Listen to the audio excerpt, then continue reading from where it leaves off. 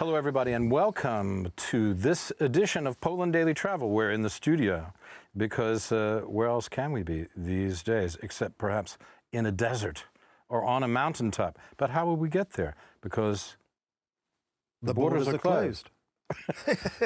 1, 2, 3, jinx, as we used to do when we were kids. I'm here with Nicholas Richardson in the studio, folks, and yeah, the borders are closed. Yeah, so you can't actually fly anywhere. I think you can still drive to certain places. And the borders seem to be open for freight, obviously.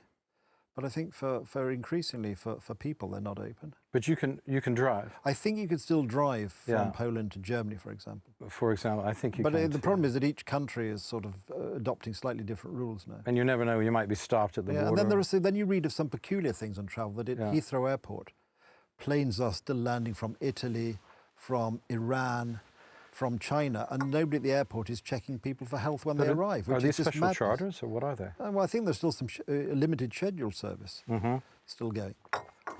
I know for me, if I wanted to go to the United States, I think the last charter plane, at least for this series of runs, is tomorrow from here to Chicago. I think the last, if people want to go to the UK, I think the last flight, which is organised by LOT, is tomorrow or Monday, I think. Yeah. So I thought about going through the UK, but then they banned the flights from the UK. Yeah. So it's really no good. The other problem is, if you do fly, borders are closed, basically, to air traffic, okay? Because that's the way that it seems to, most of this seems to spread. The disease most easily seems to spread. Okay, so say you hop on a plane.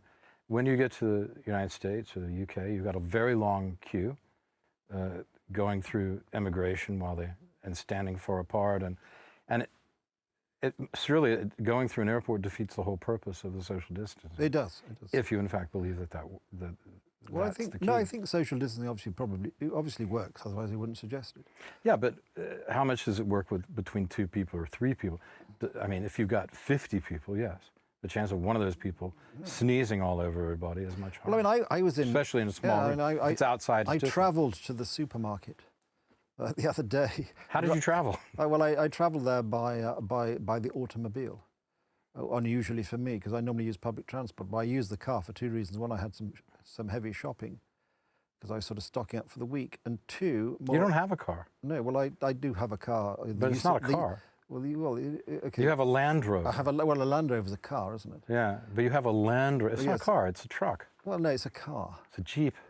Yeah, not a Jeep. A car is one of those things with 4 doors and it has a convertible top. Yes, I took the Land Rover and I roved across land to the supermarket. That's what I want to say, because you were exactly across the Savannah. And I will not name the large international supermarket store, but it was rather horrific to be in there and to see one of their workers restocking the shelves, sneezing into his bare hands, and still stocking the shelves. Really? Yeah, really.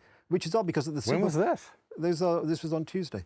The point is that the supermarket chain itself, when you walk into through the shop, they have hand sanitizer, and so you can prepare yourself to go into the shop. Now the government have changed the rules, and the shops now give you these little disposable plastic gloves as well. Well, that's a case of when, that's right. Everybody has to wear those now.